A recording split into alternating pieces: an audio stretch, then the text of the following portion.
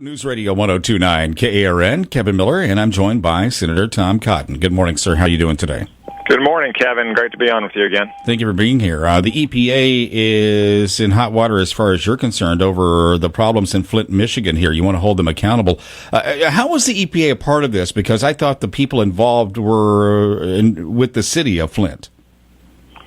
Well, Kevin, from the evidence that's surfaced so far, it appears there's plenty of fault to go around. There's some at the local level for the decisions that were made immediately, but also for the decisions going back decades to prioritize public employee salaries and pensions over basic infrastructure and safety.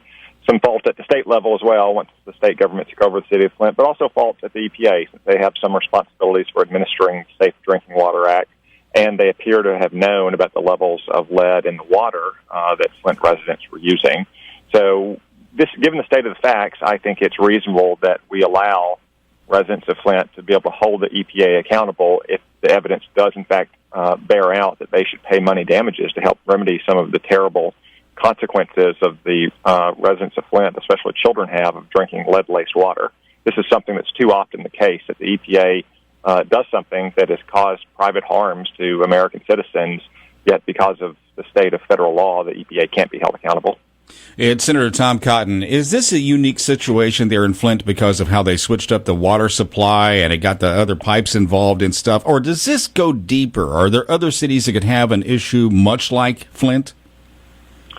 Well, regrettably, Kevin, I think there's probably going to be more cities that might have a similar issue, not just with their water supply, but with other sources of basic infrastructural needs like sewer systems or roads and so forth.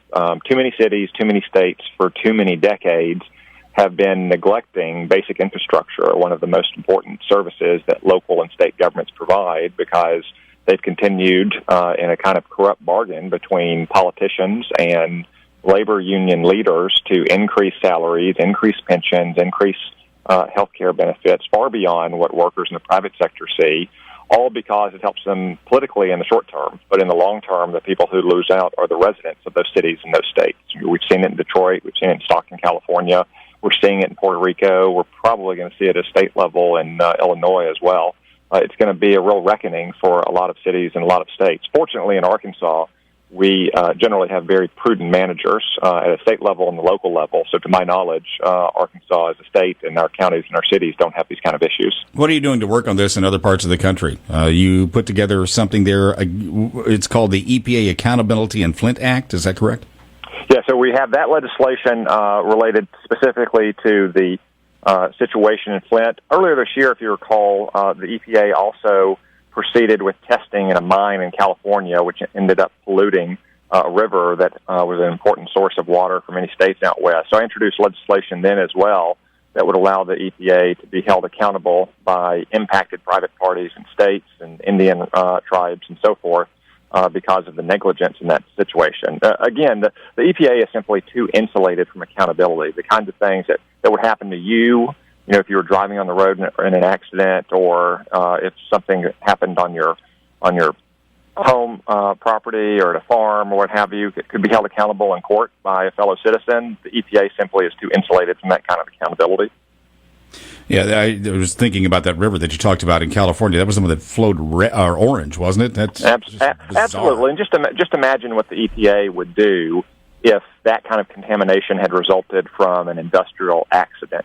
Or negligence by a company that was had operations on the river. We should expect the same level of care from the EPA, and we should hold them to the same level of accountability. It's Senator Tom Cotton. You also issued a statement on the National Day of Prayer. Yeah, so last Thursday was the National Day of Prayer, and I think it's an important time to commemorate the power of prayer in all of our lives. I know it certainly makes a difference in my day-to-day life and in most Arkansans' lives. So we have a lot to be thankful for in this country, despite all of the many challenges we face. One thing we have to be thankful for is that we live in a country where we can pray openly, where we can practice our religion as we see fit. And in a country that's still three-quarters Christian, it's an important time to remember that Christians remain the most persecuted religion all around the world, and that where we can, we should try to help alleviate that suffering of our fellow Christians. It is Senator Tom Cotton. What's on your desk, and what are you focusing on here in the near future? Well, I'm glad you asked, Kevin. This week, we're back on the Department of Energy's budget, and Senator Mitch McConnell, the Senate Majority Leader, has forced the Democrats to take a vote on my very simple amendment that would say the U.S. taxpayer should not subsidize Iran's nuclear program.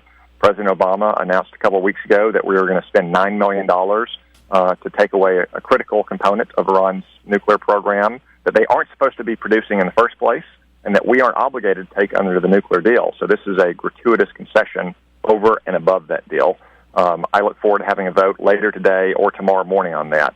Hope it passes. I know that we're close to getting the 60 votes we need, but if it doesn't, at least the Democrats are going to go on the record saying they think your tax dollars should subsidize Iran's nuclear program.